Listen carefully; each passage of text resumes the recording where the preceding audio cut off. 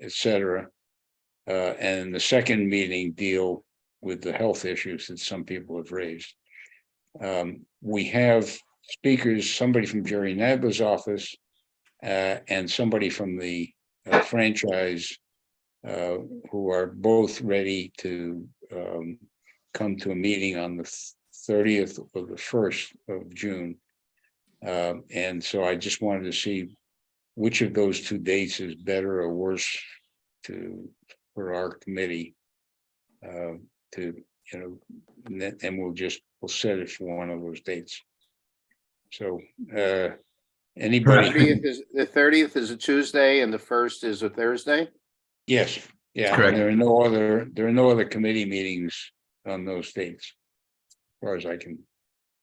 And it can work There's for a- the There's speakers. a borough board training. Sorry. Oh, go ahead. Change Steve. What? There's a parliamentary procedure training on the 1st from the Oh, borough all right. president. So why don't we make it the 30th?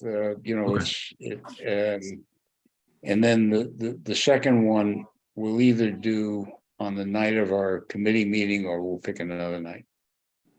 Okay. And then I think Beverly's hope is that we have a full board meeting to endorse whatever we decide at the end of June, sometime at the end of June. It looks like June 20th would be that meeting, yeah. Okay. So we get away with no steering committee. But our reward is we get a full board meeting. So we need a second for that 30th? Sorry, I'm just gonna. I came late. Is the 30th a Friday? No, it's a Tuesday. If we It's need June- one, I second that emotion. June You don't need 30th? a motion. Okay, sorry. The chair can decide on the meeting. You don't need a motion. No, I we was don't. need a joking. vote. I second that emotion. Come on. Right. Okay. After I all think we these- have DCP. I appreciate the reference, Charlie. I appreciated the reference. Good. Thank you.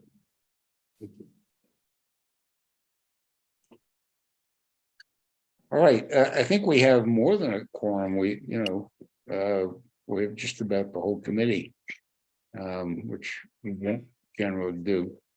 So without further ado, this is going to be a presentation by city planning of what they call the City of Yes, which is an effort to amend the zoning resolution to make it more eco-friendly.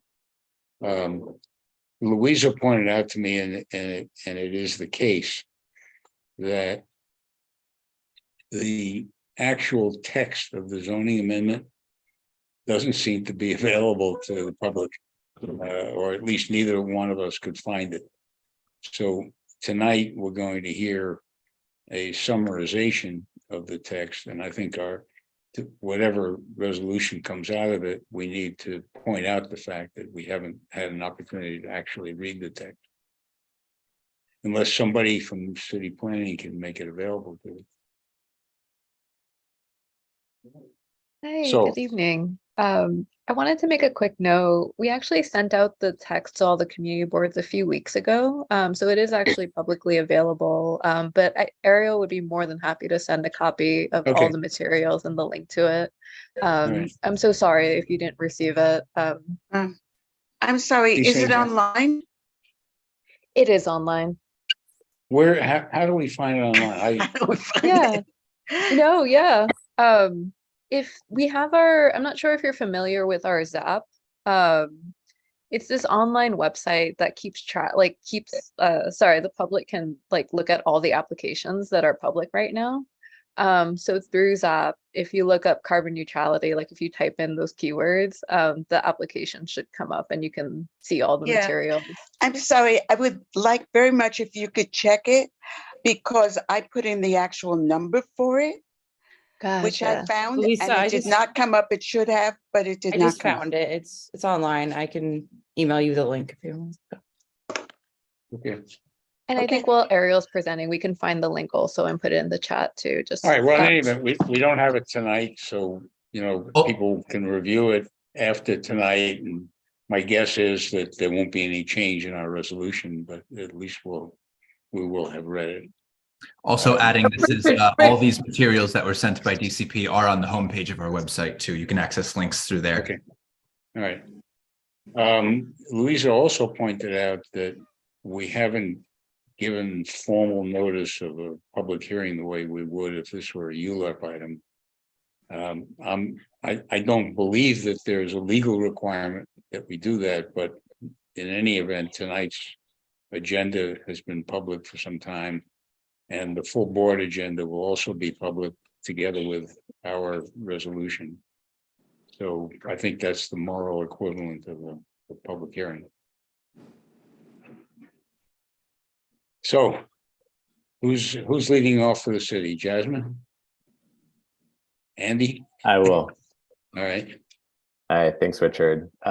Thanks, everybody. My name's Andy Kampu. I'm a senior planner in the Manhattan office at DCP. I'm joined by my colleagues, Jasmine, who you just heard from, who's in the Community Engagement Division, and Ariel B., who's our CB7 planner.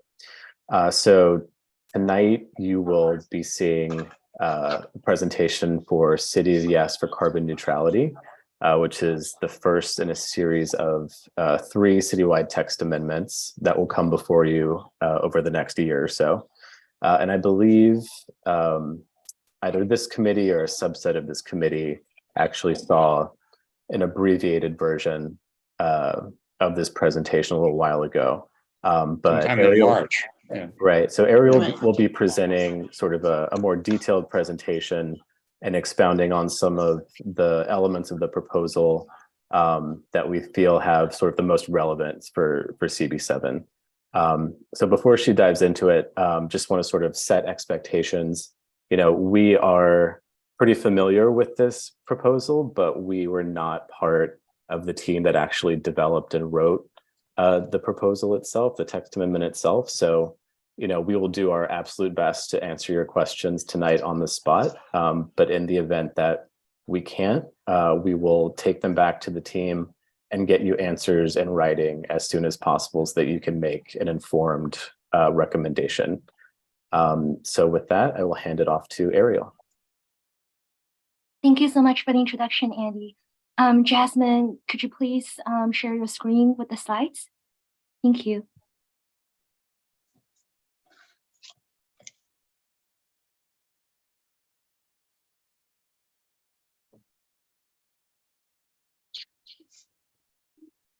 Out laughing. Great. Sorry.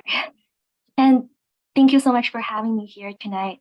As some of you may remember, I gave a presentation of an overview of the Carbon Neutrality Initiative back in March. I'm really happy to be back to present more details on this since that this initiative has been referred out. Next slide, please.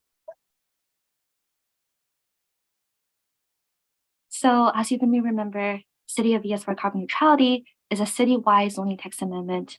It's the first of the 3 projects that the Department of City Planning is developing as part of Mayor Adams' broader City of Yes initiative, charging agencies to take a hard look at outdated regulations holding New Yorkers back from investing in their homes, businesses, and our city overall. 2 other initiatives, Economic Opportunity and Housing Opportunity, will begin public engagement later this summer. They're distinct and independent proposals, and to avoid inundating committee members during the public review process, they're being staggered to the rest of this year and into next year. Next slide. So the next few slides are going to be a quick recap of what I previously presented to the committee in March. But I just want to take a few minutes to frame our conversation to set the stage for us to understand the specific proposals included in this initiative. So first of all, why are we even talking about carbon? It's important to emphasize that we're facing a climate emergency largely fueled by global carbon dioxide emissions. And in 2016, the world joined together to sign the Paris Agreement, which outlined a vision to curtail greenhouse gas emissions to limit overall global warming to 2 degrees Celsius And here in New York City, we've been implementing this vision through a number of initiatives under the umbrella of achieving carbon neutrality by reducing 80% of the city's emissions by 2050, or as we call it, 80/50 for short. Next slide. And what do we mean by carbon neutral city? It's a city where we've reduced our overall energy needs by retrofitting almost every building in the city to become highly efficient. It's a city where we've cleaned the grid by switching from a fossil fuel powered electricity to renewables like solar and wind. And lastly, it's a city where we've electrified remaining energy needs. And that includes our vehicles and our buildings as well.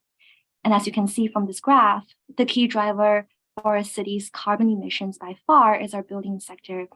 There's a significant relationship between how our buildings function and the zoning laws that govern them. Next slide. And when it comes to our research, we're building on a strong foundation. Specifically, the Carbon Neutrality Initiative is a chance to revisit Zone Green, which the department issued in 2012 to update it and to adjust it in the light of many of the technical and legal changes since. And I also want to emphasize that this initiative includes updates to zoning to reflect the Climate Mobilization Act at the city level, especially Local Law 97, which will impose strict fines on large buildings that do not reduce our carbon emissions, as well as the CLCPA at the state level, which in particular set ambitious solar and energy storage goals for the city. The goal of this initiative is to remove impediments in the zoning resolution to help people to be able to comply with the regulations set forth in Local Law 97. Next slide. And since March 2022, DCP has held multiple public info sessions and over 100 meetings with stakeholders. And along the way, we've asked many experts, nonprofit leaders, and advocates, what can the city do to help achieve our collective climate goals? And how has zoning helped or hindered the advancement of these goals? And in March this year, we partnered with the Urban Green Council, a recognized leader in climate work in New York City, to convene a group of experts to review an initial draft of the proposal to validate the solutions we're putting forward. And throughout the engagement over the last year, we've identified several ways that zoning can help to support this effort. And tonight, we'll review the 4 key goals the proposal seeks to support, as well as the 17 specific zoning changes we've identified to achieve these goals. And in the interest of time, I'm going to briefly touch on all 17 proposals and go into more detail on a few proposals that are potentially more salient to CD7. Next slide. The first key goal here is supporting the decarbonization of our city's energy grid. This slide shows initiatives underway at the city or state level. These are not part of a zoning proposal, but they're the context in which our planning work is situated. By 2040, New York State is legally required to achieve 100% renewable energy grid. And to support this, we will be developing large amounts of offshore wind and bringing in more clean hydroelectric power from upstate and Canada. However, this transition will need an all hands on deck approach. And this includes putting all of our rooftops to work to generate energy across the city. To give you a sense of where we stand with the rooftop solar, in 2016, we set a goal of getting to 1,000 megawatts of rooftop solar across the city by 2030. And to date, we're currently at around 300 to 400 megawatts. And this means that we have 7 years to more than double the amount of solar in New York City in order to meet this goal. And to utilize the energy from offshore wind and from rooftop solar, our energy grid will have to become smarter and more decentralized, with resources spread throughout the city instead of limited to utility sites in outlying areas. And to support this kind of smarter, more decentralized grid, we need to rely on energy storage. Next slide. And to support the ongoing work of cleaning the grid, New York City's zoning can help in 5 key areas. First, we can take a fresh look at rooftop zoning allowances to ensure that there aren't any limitations holding us back from our solar goals. Second, we need to take a similar approach to our city's 8,000 plus acres of open parking areas, ensuring that zoning is updated to always allow solar canopies over parking lots. Third, if you want to generate clean energy for utility customers elsewhere in your neighborhood through the community solar program, zoning considers that a commercial use. But we need to recognize there are large residential campuses, hospitals, schools, and colleges in residential districts where community solar would be a great fit, and zoning needs to be updated to allow this. Fourth, we need to ensure that safe, FDNY and DOB reviewed energy storage facilities are located where they're needed most. Energy storage is currently not allowed in residential districts where customers need access to clean and renewable energy, and zoning needs to be updated to add specific rules for energy storage and help facilitate its rollout across the city. And lastly, onshore wind faces strict limits in today's zoning without a relief law for sites where greater heights may be appropriate. The zoning proposal will create a new tool that can be used by future applicants to submit onshore wind facilities for a public review process with the City Planning Commission. But to be clear, the proposal itself does not change current height restrictions on wind turbines. Next slide. I would like to go into more detail on rooftop solar. So in 2012, Zone Green allowed rooftop solar panels above the zoning height limit or above the maximum building height, whichever is greater, and also impose a number of requirements, including height caps on the solar canopy itself, setbacks from the front walls of the building, and a total coverage cap stipulating that not more than 25% of the roof can be covered by elevated solar. And these zoning rules curtail how much solar a home or building owner could realistically install. Next slide.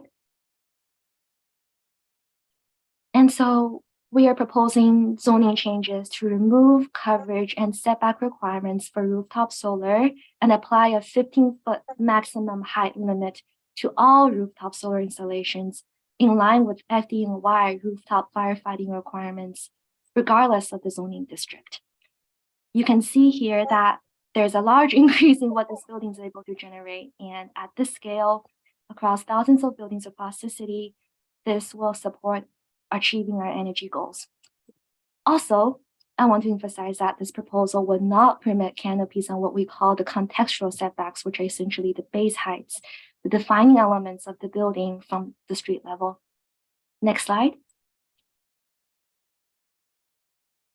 This drawing helps to give you a sense of, at the street level, of what this would look like. While these solar panels will be visible, they will also not dramatically change the nature of the neighborhoods that we know and love. I also want to emphasize that Landmarks Preservation Commission review would still be required in historic districts and for all landmark buildings. And this proposal, as well as all the other proposals included in the Carbon Neutrality Initiative, will not change the LPC review process. Next slide.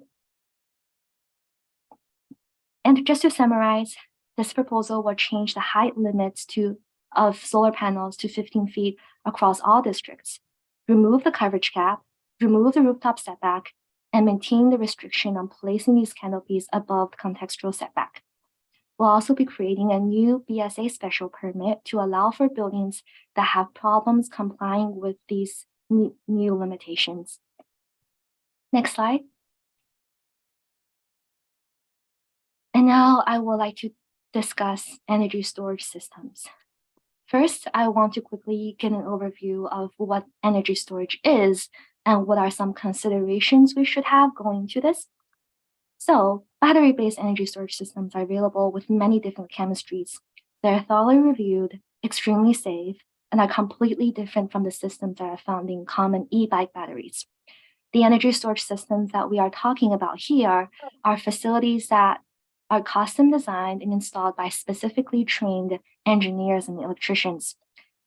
The current regulations indicate that all installations must use certified technologies that have been pre-approved by FDNY, and all installations must be reviewed on a site-specific basis by DOB. In addition, installations larger than 25 kilowatt hours must be classified as large systems and reviewed in parallel by DOB and FDNY. The photo that's shown here is an example of a rooftop installation at the Barclays Center in Brooklyn, providing for the energy needed for the facility. Next slide. Currently, commercial and manufacturing districts allow these facilities as of right. However, such technology must obtain a BSA special permit to be able to locate in the residential district. And this proposal will allow energy storage systems that are at or under 10,000 square feet to be permitted as of right in residential districts. And larger installations beyond 10,000 square feet would be allowed as of right in commercial and manufacturing districts. And those large installations would still require a BSA special permit to locate in a residential district. Next slide. To summarize how this works, energy storage systems that are currently permitted as of right in commercial and manufacturing districts. Our proposal would allow energy storage systems under 10,000 square feet to be permitted as of right in residential districts. And also for energy infrastructure equipment that's above 10,000 square feet to be also permitted as of right in commercial districts. And I also want to emphasize here that we will always require safety review by DOB, and for those systems larger than 250 kilowatt hours, review from FDNY as well. And lastly, this will be accompanied by clarification about how this technology is considered as a mechanical floor area exemption, as well as a permitted obstruction on rooftops. Next slide. The second goal of the carbon neutrality initiative is to decarbonize our building stock. We want to eliminate fossil fuels from our city's million-plus existing buildings, almost all of which will be around in 2050 when we need to have achieved carbon neutrality. These buildings are by far our biggest sources of carbon dioxide emissions, and to improve, we'll need to retrofit virtually every single building to retire oil and gas-powered furnaces and boilers, replacing them with new highly efficient electric systems, and improve the efficiency of our exterior walls, windows, and roofs to keep the heat and cool inside. It's important to note two laws adopted by the City Council in 2019 and 2021 that are crucial here. First, for large buildings, which are defined as buildings 25,000 square feet and larger, Local Law 97 will begin to impose fines on these buildings if they do not cut their carbon emissions.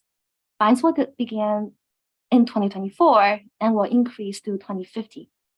Second, Local Law 154 requires that starting from 2024, all newly constructed buildings are electrified from the get-go. Fossil fuel-based equipment will no longer be allowed in new construction.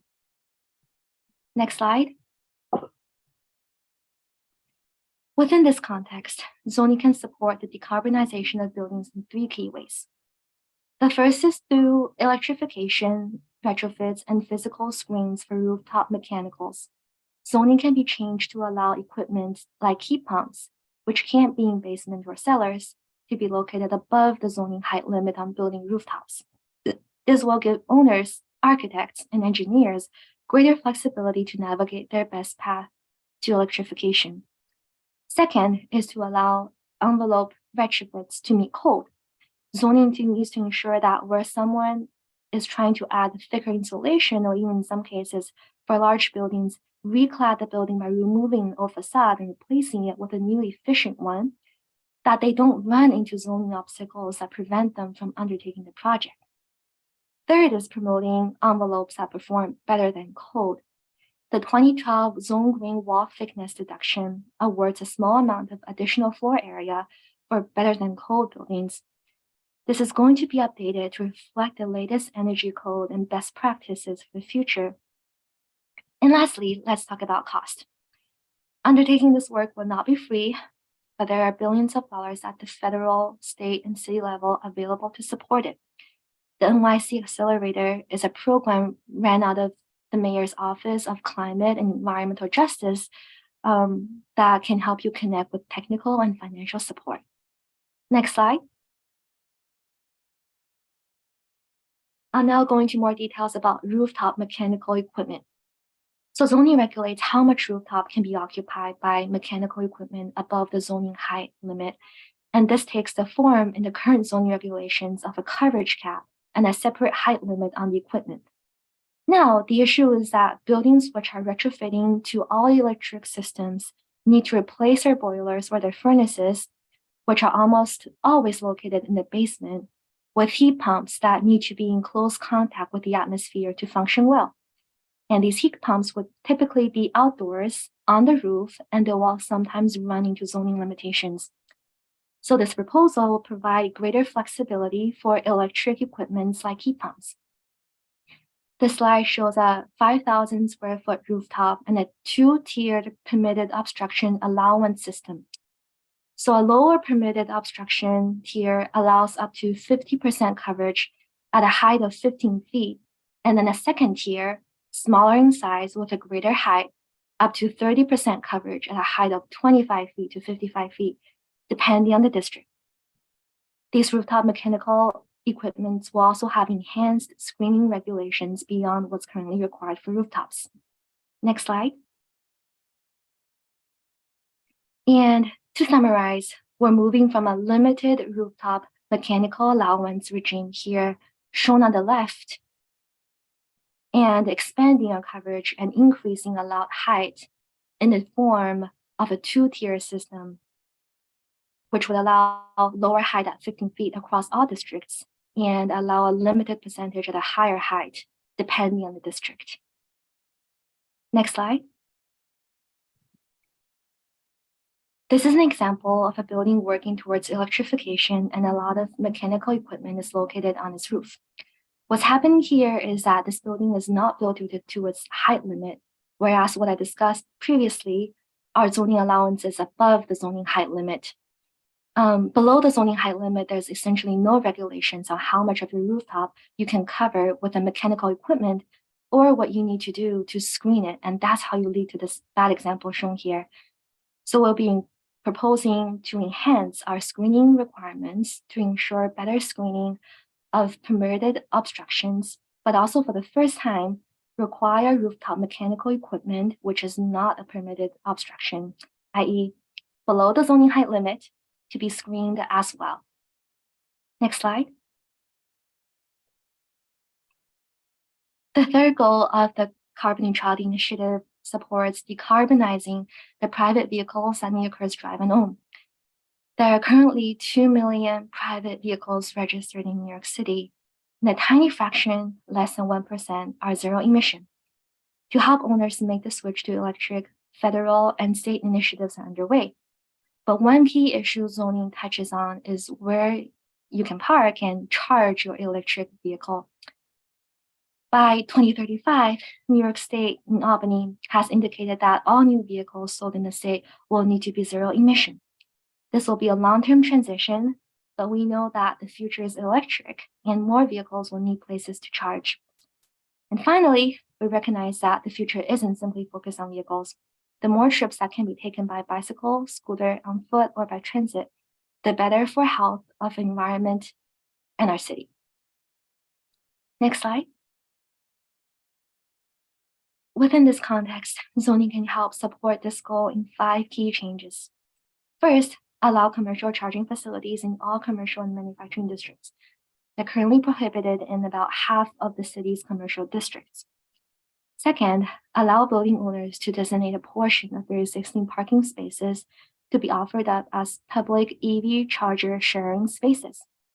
These are the same rules that currently apply today for car sharing vehicles in existing parking garages and lots.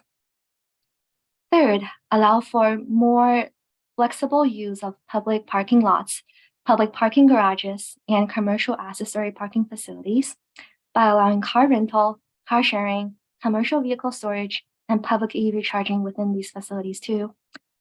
Fourth, expand special rules that only apply in Manhattan that allow for indoor automated parking facilities to be available to everyone citywide. And lastly, update our parking rules to acknowledge the need for public bicycle parking and allow bike parking facilities in commercial districts. Next slide. And before going to the specific proposals, I would first like to discuss how there are different agencies that regulate different parts of this problem.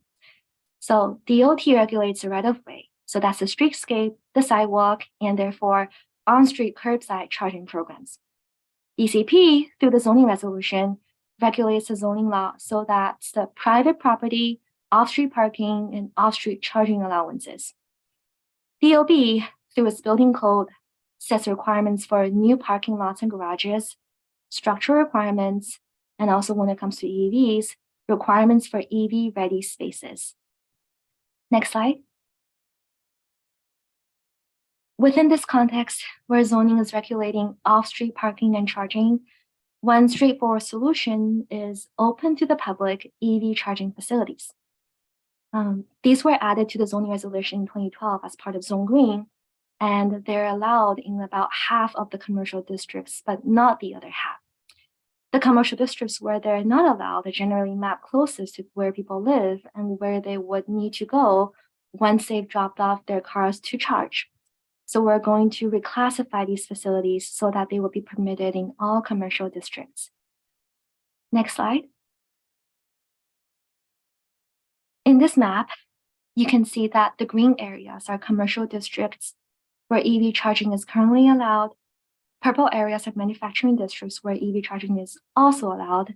And the orange are the additional commercial districts supported by this change. And in residential districts, we'll be proposing limited allowances, which I will talk about on the next slide. And next slide. So currently, when it comes to residential districts, and in particular accessory parking facilities, zoning generally requires parking spaces serving uses such as retail stores or apartment buildings. And EV chargers can be installed in these parking spaces as an accessory use. Since 2007, some of these spaces have been permitted to be occupied not only by residential vehicles, but also by commercial car share vehicles. We want to enhance car share programs to support the needs of EV charging. And so this proposal will expand the existing car share rules to allow property owners to designate up to 20% of their spaces, or 5 spaces, whichever is greater, for flexible and public EV charging sharing, or car sharing, or any combination of the two. Next slide. So just to summarize and break that down, the car sharing allowances that are being proposed is generally similar to today's regulations, but what we are doing is that we're allowing those spaces to also be dedicated to EV charging in the residential districts, which are shown here on this map in light green. Next slide. And our fourth and final goal for this initiative is decarbonizing our waste stream to reduce our city's stormwater and solid waste. This goal will help reduce the carbon emissions associated with both of those waste streams. First, we can reduce stormwater runoff by promoting greater permeability on site. This means less water flowing to energy-intensive treatment plants. Second, we can reduce the energy associated with processing garbage by reducing the amount of garbage. Up to 45% of our waste stream is organic material that doesn't need to go to landfill and can be reused within the city. And lastly, we can reduce the carbon emissions associated with our food by promoting more local food production on our city's rooftops. Next slide.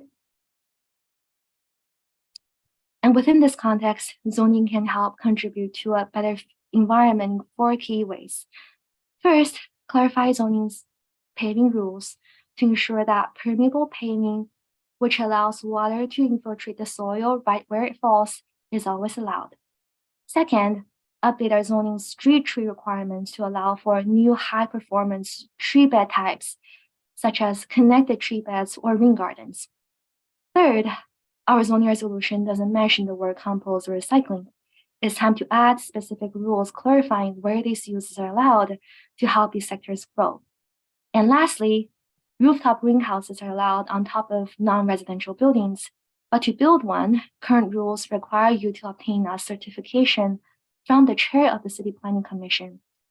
By streamlining this requirement, we'll allow the OB to review applications for building permits and simplify the process for those looking to grow food on their community's rooftops. Next slide. And that concludes our overview of the 17 specific zoning changes we've identified to help support the larger project of decarbonizing our city to keep it clean, healthy, and equitable for years to come. As a citywide zoning text amendment, this process will continue for the next several months. All 59 community boards will be concurrently reviewing this proposal with their borough boards and borough presidents. In July, the City Planning Commission will hold a public hearing on the proposed changes, and in August, the Commission will vote on approving or modifying the proposal, and then it will pass it on to the City Council. The Council will have 50 days to ultimately adopt the zoning changes and enact it into law.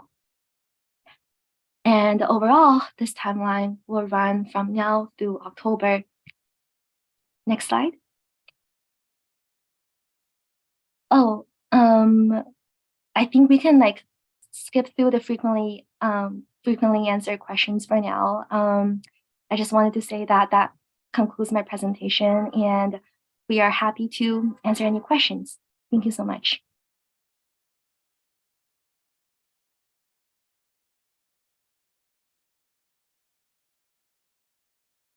You're going to highlight which of these zoning changes is most applicable in Community Board 7?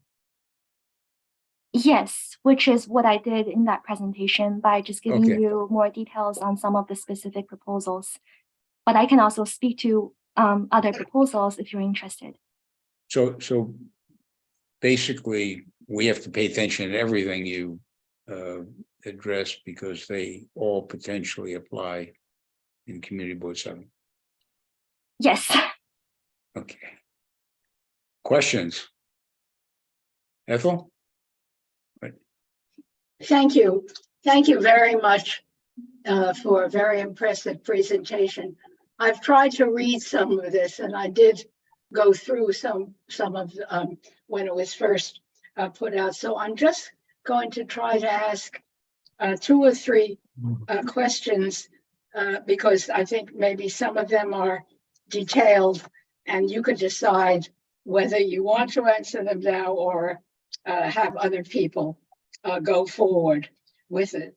One of I just want to deal with a couple of the procedural questions. I did note in reading some of the deliberations of the city planning commissioners that when this was presented, questions were raised that there might be quite a few instances in which the Board of Standards and Appeals would have to be an entity that has to be called into approvals if there are certain kinds of intrusions or changes occurring on the rooftops, and whether that becomes a case by case, or is it something that may make it difficult for the as of right thrust that you do want. Secondly, an easier one, applying to Board 7, and I'm sure to many others, does, I guess in general, I at least do not want to have criticisms against the expansion and intensification of the use of solar and other important alternatives that should become the norm. But for example, if there are, if many roofs in Board 7 and elsewhere now have gardens. They may have other kinds of plantings and other methods to both for recreation and to add to the community health. Would those kinds of uses that are generally considered good for health be done away with in favor of the need for solar? And the last is with the admirable changes, I just wondered to what extent owners, landlords,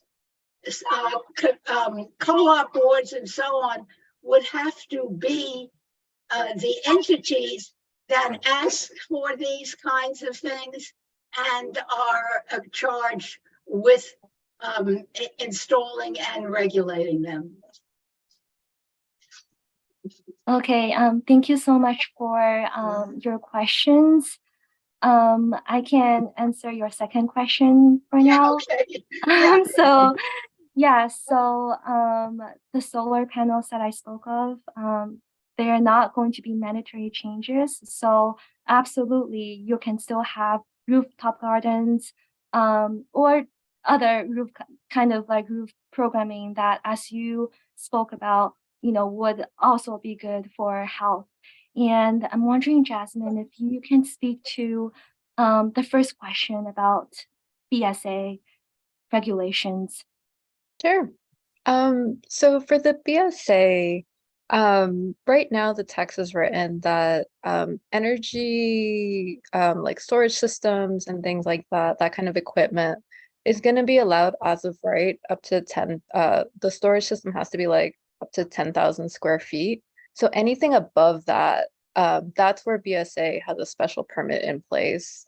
So for like very large systems that want to get installed in like a residential building for whatever reason, they have to go through a BSA process. But under 10,000 square feet will not have a BSA process. So that's in addition to the regular process that would apply to everybody, if the conditions were such that they need, that it was more than that they would be subject to BSA. Yeah, if I'm understanding correctly, above 10,000 square feet, yes, they would need BSA. Is that how you're understanding it? Yeah, I'm Okay. sorry. Yeah. No. Okay, I just wanted to make sure.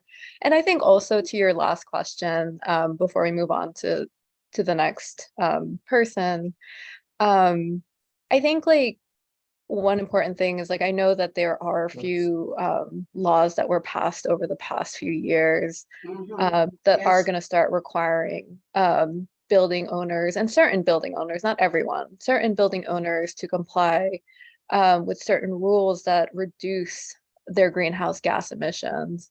So one thing that I can have Ariel do is follow up. There's a website off of the Accelerator, which is part of the Mayor's Office of Climate and Environmental Justice. On their website, they have an address finder tool. So basically you can add your address in there and you can find out if you need to comply with those local laws.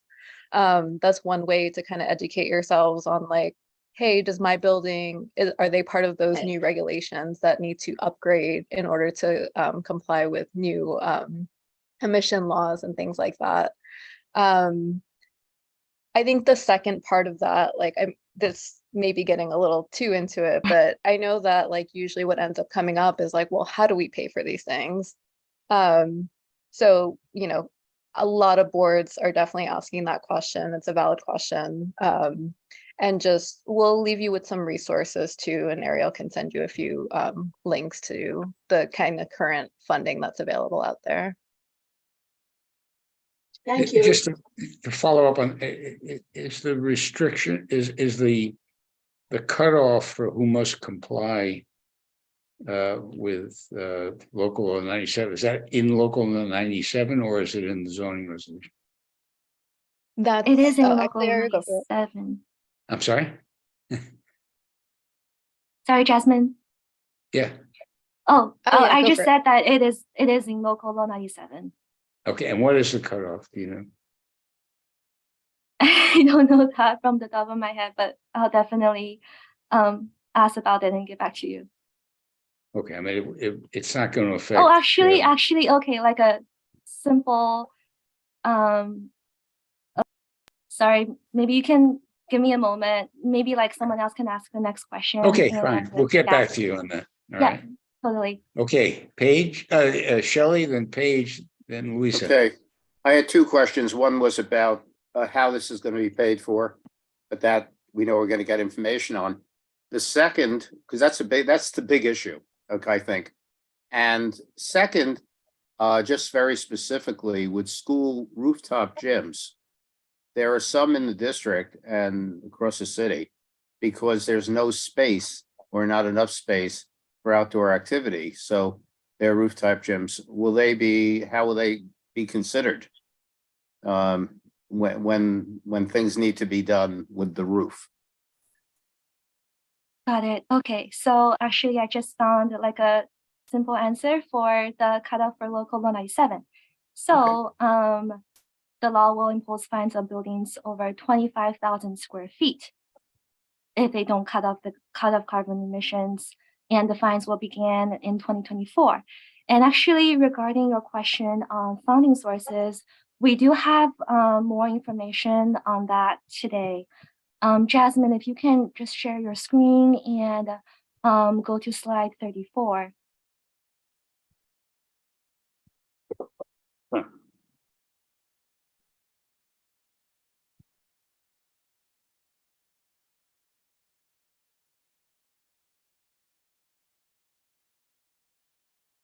Sorry, you said slide 34? Yeah, that's right. Yeah, so you can see here that there are numerous programs that would offer financial help. For example, Con Ed and NYSERDA, which is a state energy agency, have programs to subsidize retrofits and electrification projects. And the state also offers tax incentives, and these existing programs will be significantly augmented by IRA funding, which New Yorkers can take advantage of soon. And as Jasmine has spoken about NYC Accelerator, this is a program that will offer personalized guidance on financing for these greening retrofits. And I will definitely send links to the NYC Accelerator after we finish the presentation today.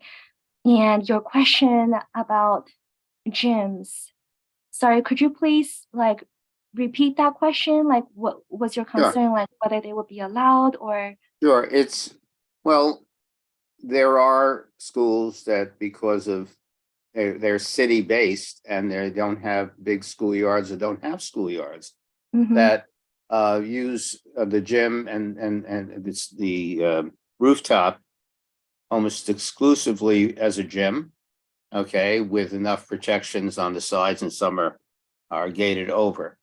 And if the any particular school is not doing well in terms of energy efficiency, will they be required to give up their rooftop gym to correct that situation? That's a really, really good question.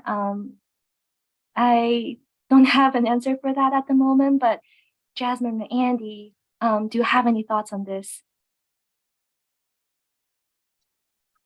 Shelley, I think we can get back with you with an answer for that. I appreciate that, because I know at least 2 schools in the district that would be affected, and possibly more, and citywide, many.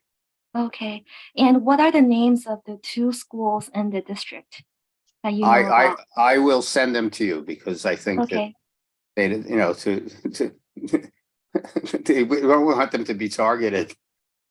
Okay, yeah, but it would be great if I can just have these specific examples and the team would. Will do. Thank you. Okay. Thank you. Yeah, and I will note that, you know, public buildings like schools are subject to different standards under local law 97 compared to private buildings, but, you know, your question is still valid, whether they will eventually have to comply and the extent to which they may need to give up, rooftop space to become more energy efficient. I just wanted to make sort of one more broader point related to cost and funding. I think it's just important for our overall conversation to really make explicit that this proposal, City of Yes for carbon neutrality, is not creating any new mandates whatsoever. Those mandates have been set by the city and state through Local Law 97, other initiatives and regulations.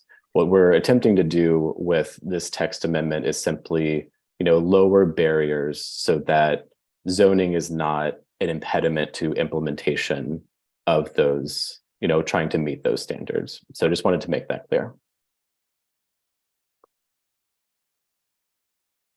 Thank you. Okay, Paige, then Louisa, then Doug. Paige, you have to unmute. Yep, I've done. Thank you. This has been very instructive. I'm coming from a different point of view of the smaller buildings, townhouses, 5 and 6 story buildings. And we've been trying through the Landmark Commission, because much of our district is designated, in keeping what am I trying to say? Keeping constructions and appurtenances off the rooftops so that it has a cleaner, more easier maintenance, etc. Is there going to be a rollout to help the smaller brownstone or the small development to either abate that these requirements in some way, or manage it through, frankly, reduction in taxes? Because this would be a huge, I live in a brownstone, and it would be a huge expense to provide the power required on the roof to redo an electrical system. So these are some thoughts that are rattling around in my head, and it would be wonderful if you could put together some sort of rule book, or I think it's going to help a lot of our people in our neighborhood, because you're going to be flooded with, when do you have to do it? How much is it going to cost? And et cetera, and tearing apart a lot of buildings that have just been restored. Thanks. Yeah, thank you so much for sharing this. Yeah, you made like a really good point about how all of this would apply to small buildings like brownstones, and I'm just wondering, like, if like you were just maybe asking for clarified rules on how all of this would affect those smaller buildings. Is that correct? Yes, because there are going to be people that are going to want to know. Yeah, of course. The limitations and time frame and cost. Mm-hmm. Yeah, definitely. Yeah, so I don't have this like set of clarified rules with me today, but this is definitely something I'll bring back to the team, and we will get back to you with clarification on this issue. Don't worry, we're not asking for an answer tonight. This is a big issue, and there are going to be more very subtle questions once the cat's out of the bag, because people are going to want to know money and time frame, and the changes to our building stock that's designated. I think you're doing a great job, by the way, and very clear, very clear. Just to clarify, as Andy said, the zoning text changes do not create any new requirements. The purpose is to make it easier to comply with Local Law 97 and other. Yes. Yes, that's right. We have to remove the impediments in their zoning text, because the zoning text as it exists right now would make it extremely difficult, if not impossible, to comply with Local Law 97. Gotcha. Right. Louisa. Unmute. Sorry. Thank you for the presentation. It was really helpful and clarified a number of things for me, but I do have a question. The Upper West Side is a neighborhood of old buildings, old apartment buildings. Many of them are over 100 years old. And as Paige said, many, many brownstones.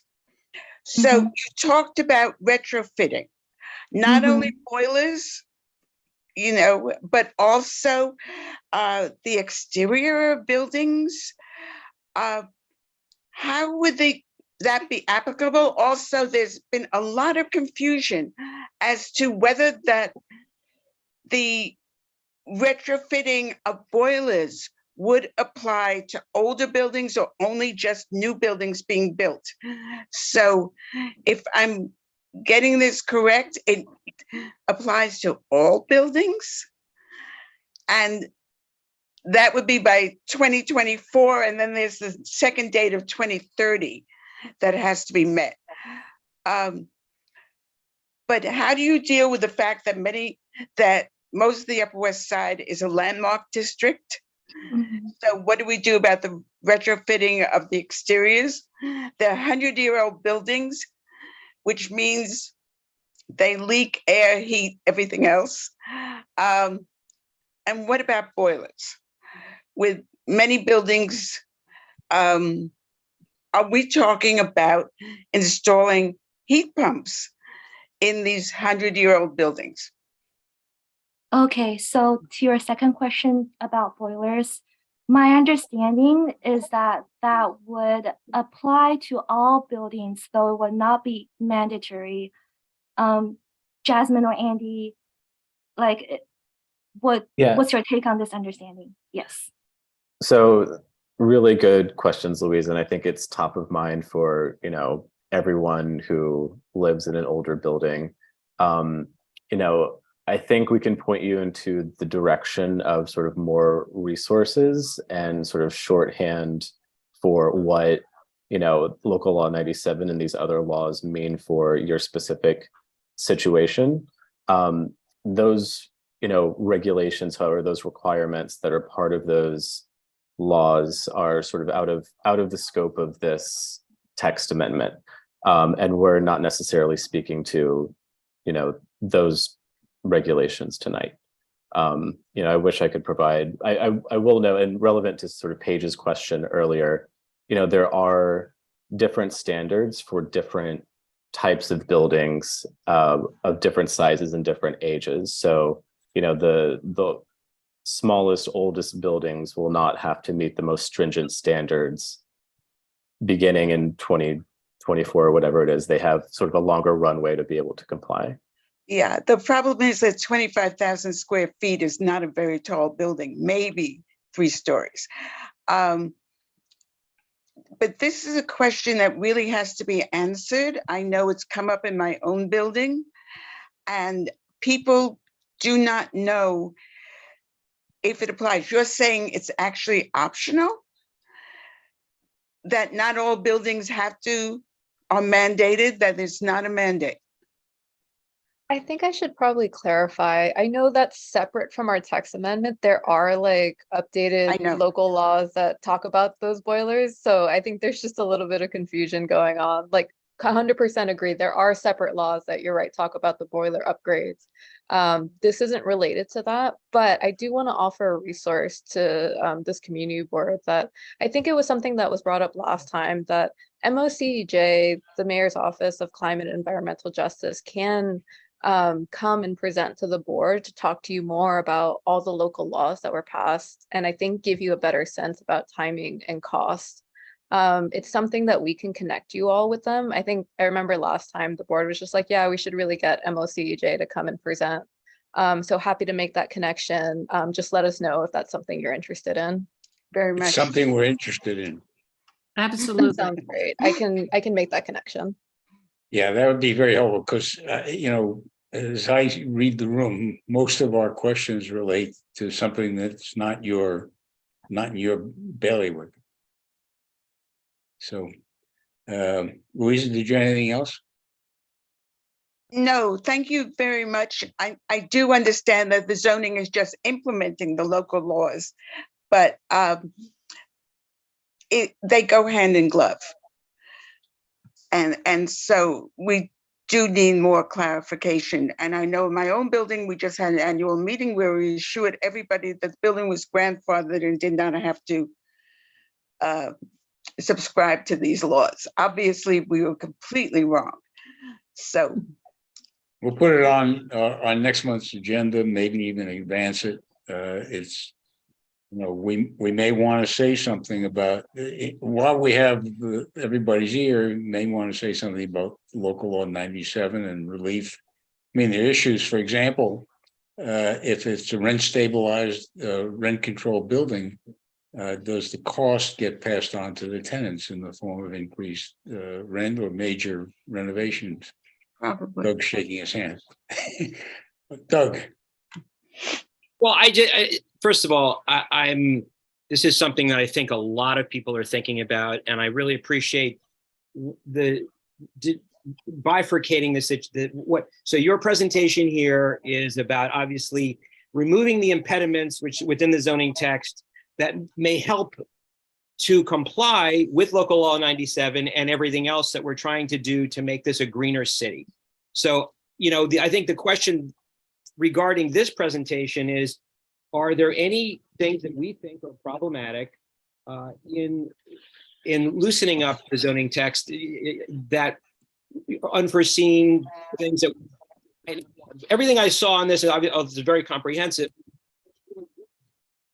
And personally, I think that we all need to reprogram ourselves and think about solar panels and wind, sources as beautiful. I know that, I appreciate that the screening will be, that picture that you showed was horrific. And so anyway, I guess, but while we're talking about this, local law 97 in principle is a wonderful thing, right? We want to save our planet.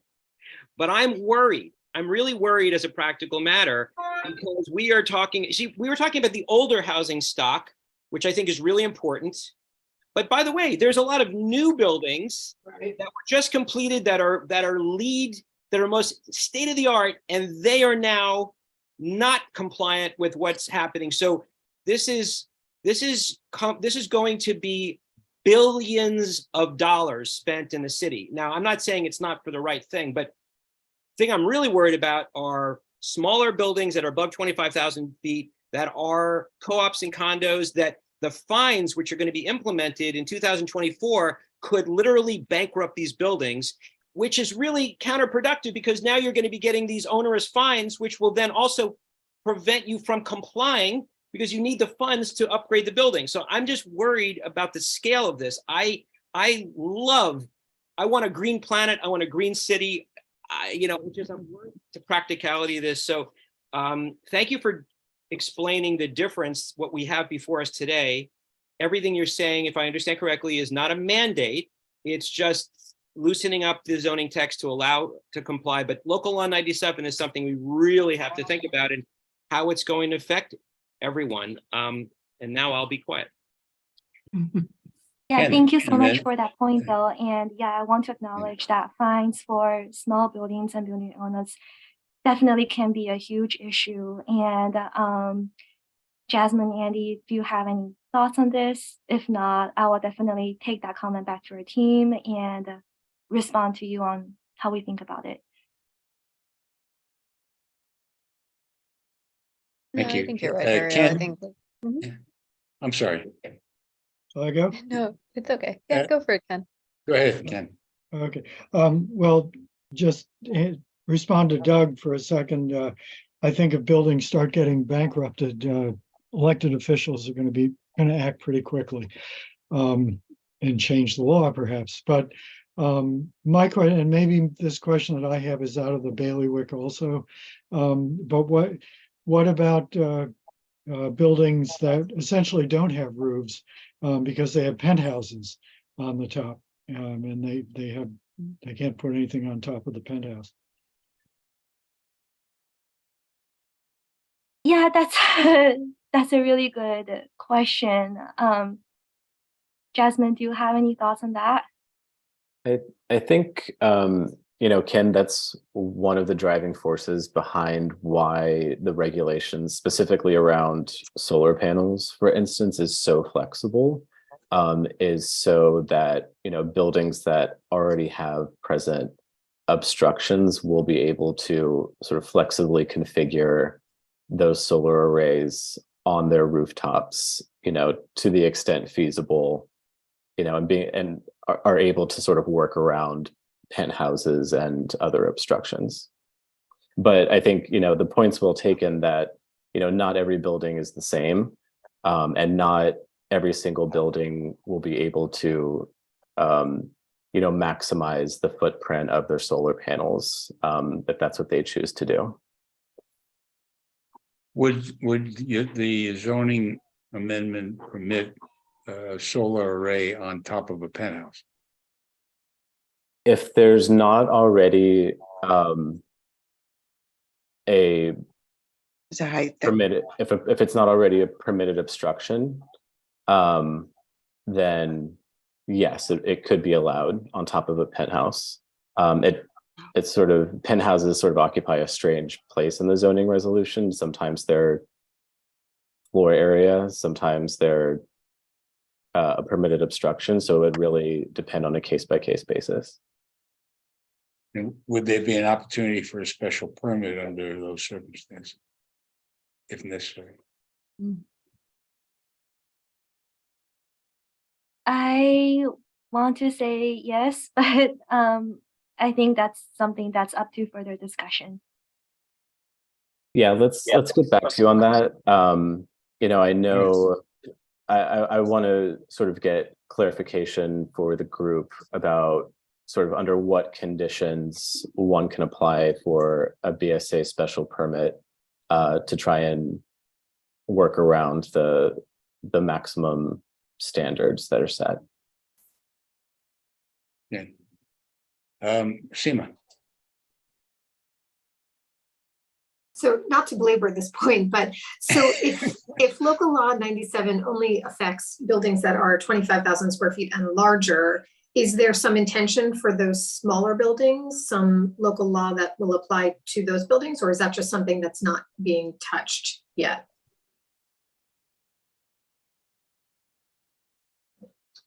I believe that there should be. It's just that this is somehow not necessarily touched upon in the zoning for carbon neutrality initiative. But Jasmine and I, feel free to correct me for this. Yeah, I'm not 100% sure if there are more programs that are similar to Local Law 97 that are getting rolled out later on for like smaller buildings. That's something we're going to have to ask at MoCEJ to get more information on, because I know right now we just have the Local Law 97. I don't know what else they're contemplating. Got it. To the extent that you guys eventually look at that, I would love to encourage you to collaborate with Landmarks as well, because having you guys get together and provide one sort of unified amount of guidance to those building owners would be incredibly helpful.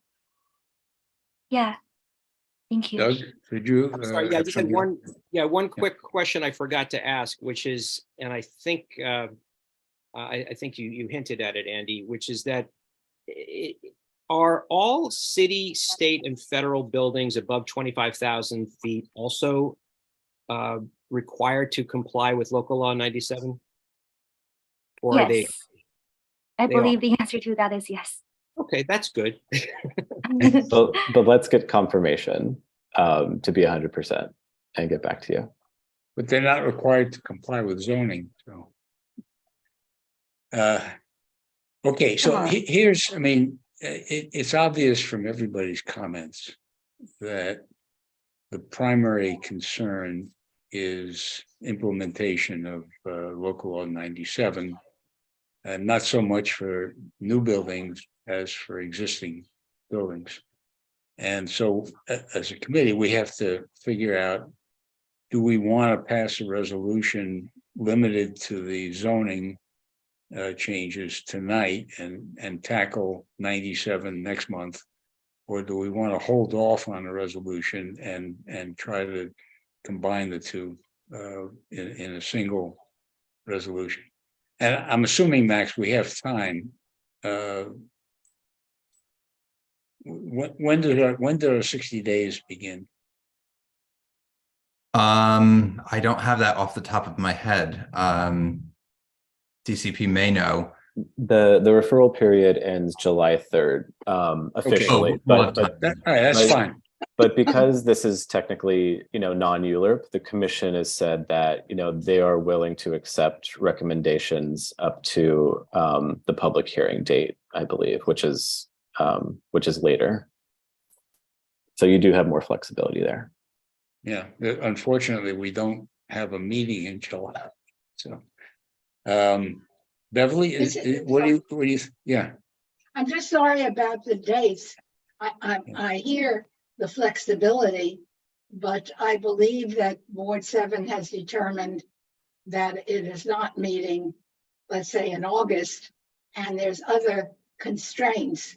So that may, but it is not, am I correct that is there a ULURP schedule, or is that modified, and how is it modified? Another quick point related, sorry, I was just reading some more of the text that I've been reading earlier, and I also did see in a question and answer to somebody else's point that it can be that if a building, a tall building, even one has to conform with a structure or some insulation or something like that, it might then violate the original calculations of its floor area ratio.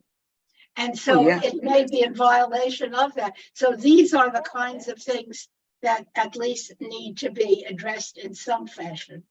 My understanding, I don't think you touched on it tonight, but my understanding is that to the extent that you make repairs to the exterior that extend the building wall, that's exempted to up to a certain. Well, yes, okay, that's right.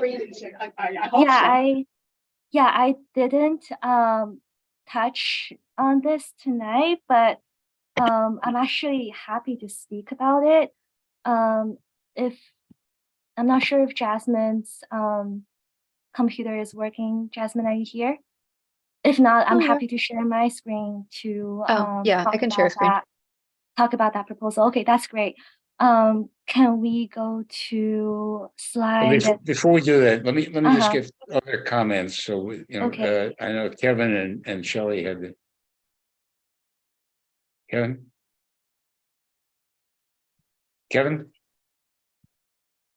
Sorry, can you hear me now? Yes. Great. I just wanted to, not to loop too many other things, but on the point of whether we should separate the resolutions or do a joint resolution on local law 97 and this, I think it's important that we keep the two things separate for the following reason. This exact question that Ethel just brought up is a perfect example.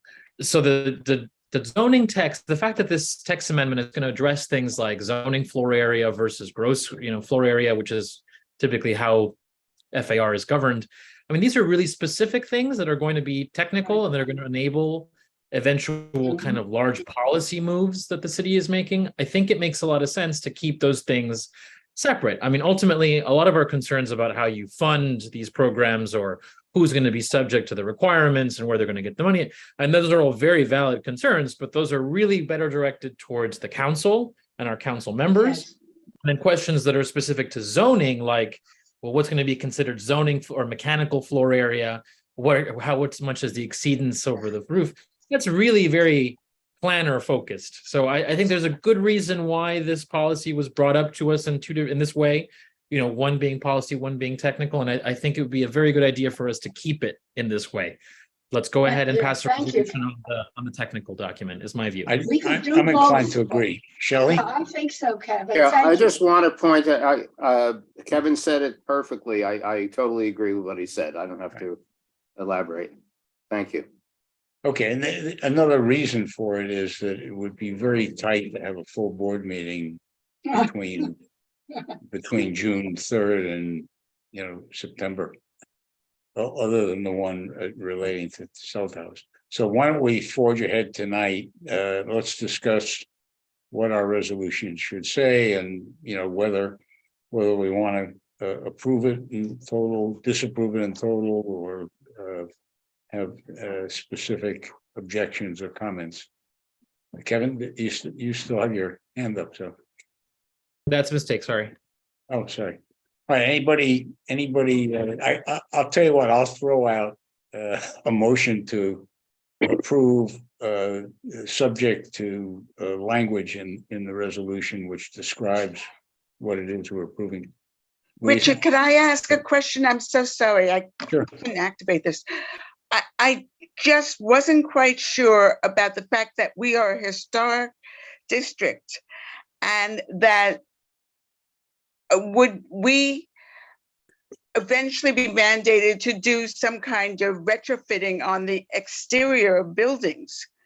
I mean, just how would that work? I don't believe there's any requirement under this resolution to do anything on the exterior building. Well, there was an actually was a option. lot about the exterior, but about retrofitting the But exterior. none of it is part of the zoning resolution. It's all in the local law 97. The zoning resolution gives an owner some flexibility in how they comply. Okay. So I second the I thought motion. that it was in the summary. No that mandate. you Yes, just heard. I can quickly clarify that. Yeah, so retrofitting for historic districts, landmarks, just want to emphasize that LPC has ultimate jurisdiction over retrofitting, over everything that happens in historic districts and landmarks. And LPC will continue to evaluate retrofit requests and have the kind of like normal LPC review channels. I second Doug? the motion. Okay. Doug, you had your hand Thank up. you. For my conscience in voting and everyone else's, I just want to be clear. Is it correct to say that nothing that we're voting on here is a mandate? In other words, there's nothing about this that's mandated. This is simply lifting restrictions and impediments. Local 97 is a mandate. It is already law. Is that correct? So if we vote in favor, Absolutely correct, and we'll make it very clear in the resolution. I'm sorry. Because at some point, we're going to revisit local law 97, maybe. Right. Okay, I'm sorry. The thing is that there are now it's mandated in the sense that, let me get this straight, that where something was not permitted or that you had to have a special permit, you don't need that now. That actually is a negative action, is still an action, you see.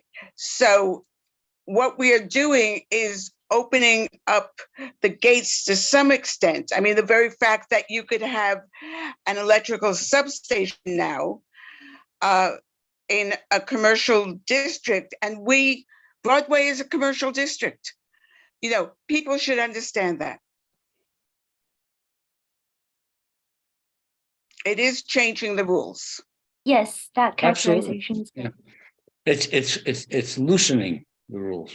Exactly. It may be removing impediments though, as well in zoning. And that's may be part of what's going to be happening. We're expanding the idea of permitted obstructions also, which is interesting. But by the way, just to follow up on Louise's point, would a substation, if somebody wanted to put in an electrical storage or energy storage system in a landmark or a historic district, they still have to go to LPC. And they have to also comply with all of the electrical requirements first with DOB. Sure. Because of it being a potential fire hazard or an impediment to the welfare of the tenants living there. Yep. So, all right, we have a second to the motion to approve subject to language, which I'll try to get to people certainly within the next week, and long before our June meeting. Any further discussion? Call the question. All those in favor, Committee only, correct? for the time being, yeah. Oops, I guess I have to vote. 1, 2, 3, 4, 5, 6, 7. 7. I get 7. All those opposed? 8. There's 8. 8? Okay. Yeah. Opposed? 1 abstaining. Louise, I know you didn't vote, did you? I did. Yeah, she was the 8th. She was the 8th. Okay, her hand is a little lighter than the others. I know. Yeah. All right, so the resolution carries 8 to All 1 to 0. Now we need, I'm sorry, non-committee members. non-committee members, right? Did you truly have an opposing? I'm not sure if you did. All those in favor, non-committee members, 1, 2, 3, and opposed, There's 4. 4. Opposed, 0, abstaining. Okay, so that carries, that vote is 4-0-0. I don't think you had a no vote in the committee. I just that may be an error. I thought Ethel voted no. No. No, it was a delayed, Okay. hand up. Yes. Sorry. Yes. All Let's right. do it again. No. All right. No, come on. No, it was Please. 8 to 0 to 0. Yes, It's exactly. 8-0-0. Okay. All right. Now, first, I just want to thank everybody from city planning. You're, if you're doing this tonight, you're probably doing it 100 times. And I'm sure it gets tedious. You probably get the same 59. questions, or 59 times. But we really appreciate your clarifications. I wonder if you can make available to us the slide deck. Thank you so much, Richard. And yes, I'll definitely send the slide deck to you after tonight. Very good. Love how the only- efficient CB7 is compared to CBs 2 and 4. Why is that? Ooh. Oh, we're taking notes. Okay. This is on YouTube. Shots fired. Joking. Okay, so thanks a lot. The only other thing I had tonight, and I think it's probably A, too late, and B, we haven't had enough time to digest it. There is legislation floating around the city council. My guess is that it's not going to be acted on in the next couple of months. And so my suggestion is relating to open restaurants.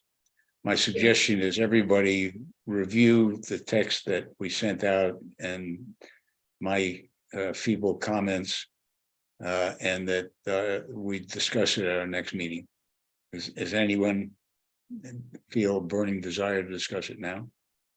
Can I just ask, Richard? Yeah. So Yes. is there a sense of when it will be acted upon at city council? I think Beverly probably has more insight than anybody. No? Not yet.